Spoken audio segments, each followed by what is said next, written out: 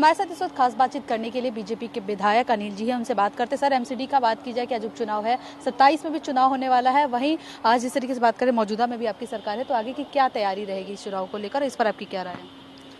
देखो, आज तो यहाँ कॉरपोरेशन में जोन के चुनाव हैं और ज़्यादातर जोनों में भारतीय जनता पार्टी का बहुमत है और भारतीय जनता पार्टी जीतेगी। और जहाँ बहुमत नहीं भी है वहाँ लोग, क्योंकि बीजेपी विकास करती है, भारतीय जनता पार्टी जहाँ भी काम करती है विकास विकास और विकास ही हमारा नारा होता है। सबका साथ, सबको साथ लेके चलने वाला हमारा नारा है, तो उसके नाते हमें और लोग भी वोट करते हैं। तो उस नाते ज़्यादातर जगह पर जोन चेयरमैन हमारे बनेंगे और रहेंगे। तो आने वाले समय में जो चुनाव 1-1.25 साल बाद कॉरपोरेशन का है, और हम सफाई का मुद्दा हो चाहे विकास का मुद्दा हो, लोगों के जनहित से जुड़े मुद्दे हैं, उनको लेकर चुनाव में जाएंगे। और आने वाले समय में दोबारा से हमारी ही सरकार कॉरपोरेशन में बनेगी, हमारा ही मेयर बनेगा।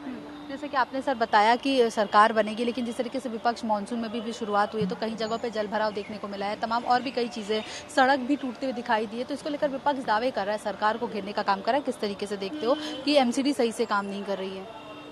मैं विपक्ष के सभी भाइयों को ये कहना चाहता हूँ कि बोलते हुए जरूर अपनी गिरेबान में झांकना चाहिए कि हमें बना हुआ है अब तकरीबन 1.5 साल हो गया है और दूसरा मानसून हमारे टाइम में आया है।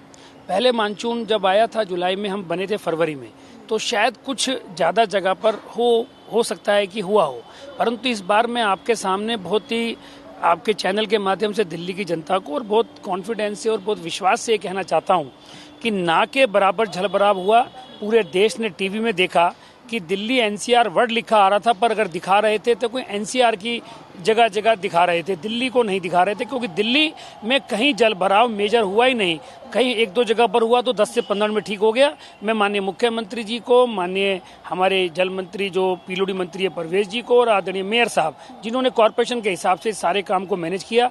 जितनी सिल्ट साफ हुई, जितना नाले सफाई हुए, इतने नालों की सफाई कभी नहीं होती थी जितनी इन 1.5 साल में हुई है।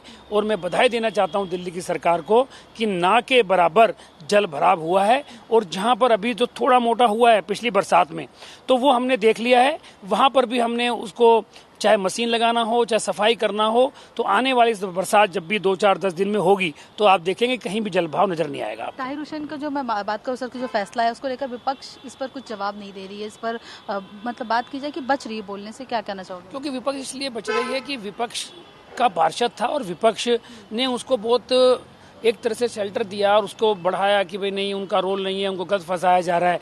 आज जब कोर्ट का फैसला सामने है, पूरे देश ने देखा है कि वो किस पार्टी का सदस्य था और किस पार्टी ने उसको आउट ऑफ वे जाके सपोर्ट किया। एक निर्मम हत्या एक आईबी के अधिकारी की करना, उसको हत्या करना दोषी पाया गया है। इस बात का जवाब अरविंद केजरीवाल को और उसकी पूरी पार्टी को देना चाहिए।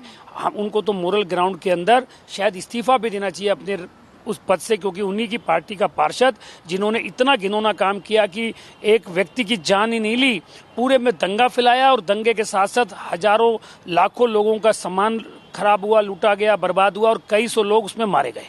वही बात की जाए सर कि महिलाओं को जो 2500 रुपए दिया जा रहा है, तो अरविंद केजरीवाल ने कहा कि इसमें कुछ वर्गों को दिया जा रहा है, तो ये चीज़ बोले कि पंजाब में हमसे सीखे वो, क्योंकि हमने हर जाति हर वर्ग सभी लोगों की बात की जाए कि पैसे देते हैं, तो इस पर बीजेपी को बोला गया कि उनसे सीखने की किस तरीके से हम हर जाति हर वर्ग को देंगे। हमारे लिए कोई जाति और वर्ग इसमें नहीं है।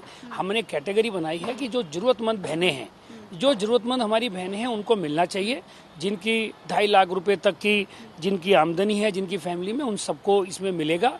और जहाँ तक बात मैं पंजाब की करूँ, उन पंजाब की बात ना ही करें कि अब चुनाव बिल्कुल सामने है।